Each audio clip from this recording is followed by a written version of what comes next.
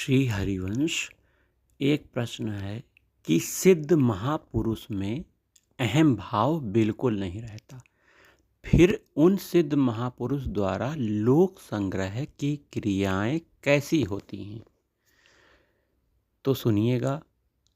उस महापुरुष के शरीर के द्वारा क्रियाएं होने में दो कारण हैं। एक उनका प्रारब्ध, दूसरा प्राणियों का भाव। जिस प्रारब्ध के प्रवाह से उनको शरीर मिला है, उसी प्रारब्ध से उनके द्वारा सभी क्रियाएं होती हैं। और उनके सामने जो प्राणी आते हैं, उन प्राणियों के भावों के अनुसार ही उसके द्वारा क्रियाएं होती हैं।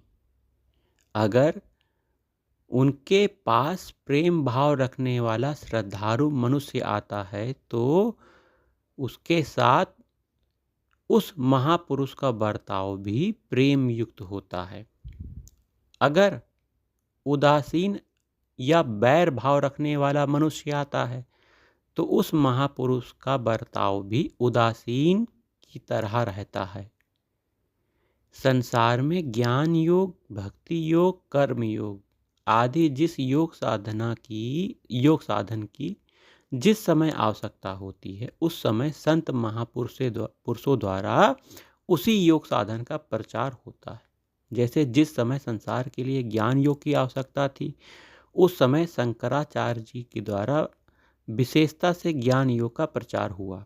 और जिस समय संसार के लिए भक्ति योग की आवश्यकता थी, उस समय श्री रामानुजाचार्य जी के द्वारा विशेषता से भक्ति योग का प्रचार हुआ। और जैसे भगवान के द्वारा होने वाली सभी क्रियाएं प्राणी मात्र के हित के लिए ही होती हैं, ऐसे ही महापुरुष के द्वारा होने वाली सभी क्रियाएं प्राणी मात्र के हित के लिए स्वतः होती हैं। उसके आचरण और वचन, उपदेश मतलब दोनों ही प्राणी मात्र के हित के लिए होते हैं, पर उसके भीतर हित करने का अभिमान नहीं होता है। जैसे सूर्य भगवान से दुनिया मात्र को प्रकाश और एवं कर्म करने की प्रेरणा मिलती है, ऐसे ही उन महापुरुष के आचरणों और वचनों से दुनिया मात्र को प्रकाश मतलब ज्ञान एवं कर्तव्य कर्म करने की प्रेरणा मिलती है, चाहे उनका शरीर रहे या ना रहे।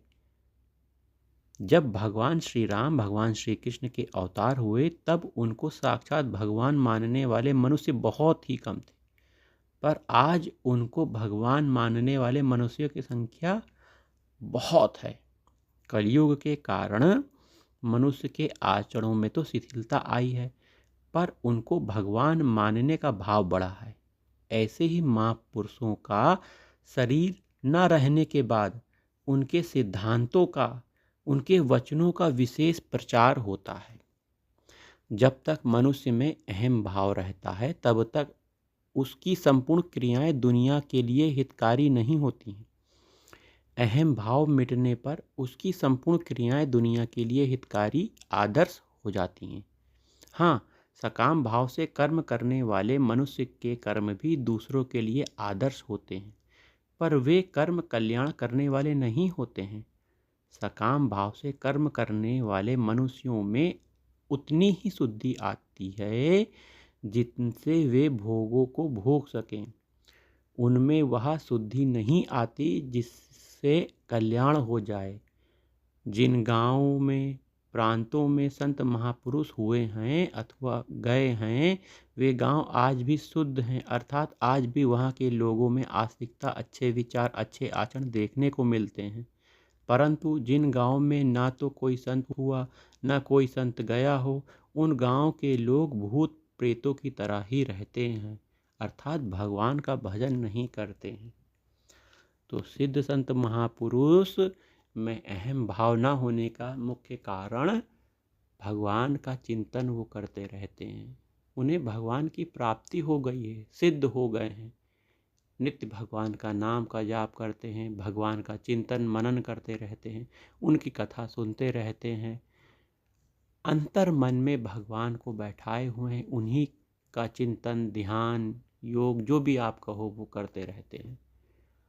तो उनमें किसी प्रकार की वस्तु की प्राप्ति की इच्छा नहीं होती है।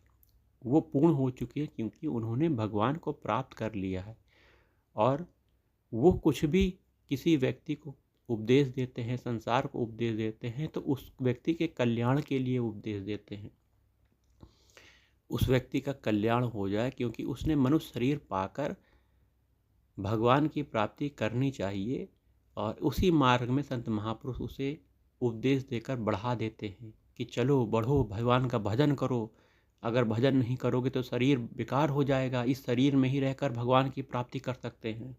तो इस तरह वचनों के द्वारा, अपने उपदेशों के द्वारा उस प्राणी मात्र का, समाज का, देश का कल्याण करते रहते हैं। तो उनके वचनों को यदि पकड़ लिया जाए और उनके कहे वचनों के हिसाब से जीवन चला दिया जाए, तो हम भगवान की प्राप्ति कर सकते हैं और परम आनंद प्राप्त कर सकते हैं। हमारे जीवन का उद्देश्य भगवत प्राप्ति है, हमें यह भूलना नहीं चाहिए। तो संत महात्माओं के पास जाइए और विनम्र भाव से अपने कल्याण की बात पूछिए, और जो कहें उनके उपदेशों पर चलने का प्रयास करिए। राधा वल्लभ श्री हरिवंश।